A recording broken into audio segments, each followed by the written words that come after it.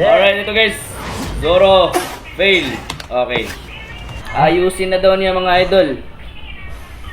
Tingnan natin kung maayos ba yung natupi na scabbard ni Zoro guys. Yo. Oh. Sige. Initan mo ng Adobe. Oh, sige. Ayun. Diba? Hindi na napiko. Good job. Oh, mga hater dyan, mga hater.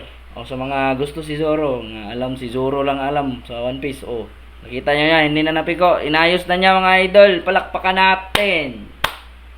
Sana hinair to ng Netflix, no? Sayang.